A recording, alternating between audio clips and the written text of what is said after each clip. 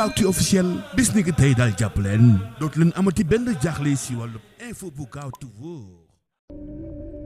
Asalaamaaleykum wa rahmatulah taala wa barakaatuhu mbokki patriote yi mbokki sympathisant yi man la seen mbokk seen xarit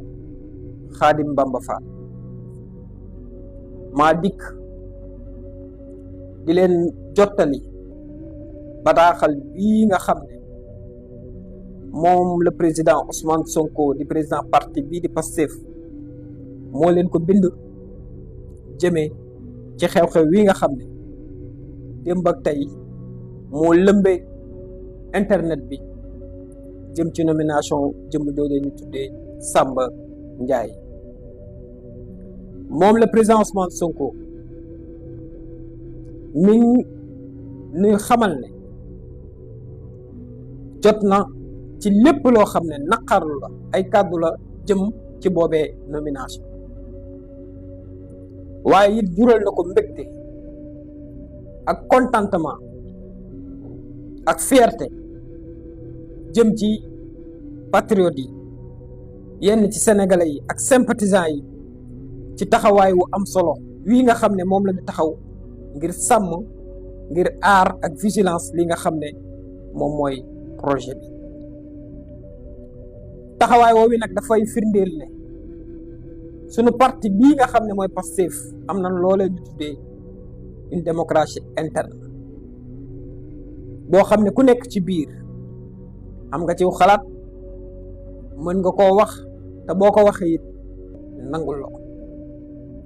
loolu nag dafa jóge ci jaar-jaar wu tar wu mitti woo xam ne jaar nañ ko at yi ñu génn ci xeex ba sunu boroom tey indi ñu fii ñu indi ci kàttanam ak ci nameelam waaye mi ngi leen di yëgal ne jëf jii nga xam ne am na muy nomination bii di xew-xew bii waral coow lii président Bassirou Diomaye Faye mi nga xam ne moo jël décision bi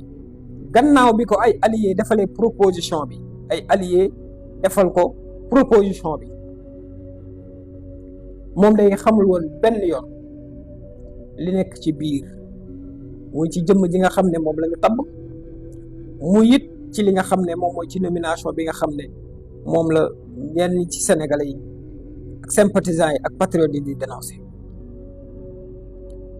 waaye mi ngi fàttali taxawaay wi nga xam ne moom la parti bii di Pastef am mooy ubbi na ay loxoom yaatal na dënnam ci képp koo xam ne sénégalais nga bëgg réew mi doon patriote waaye say loxo set nga ñëw ñu ànd liggéey réew mi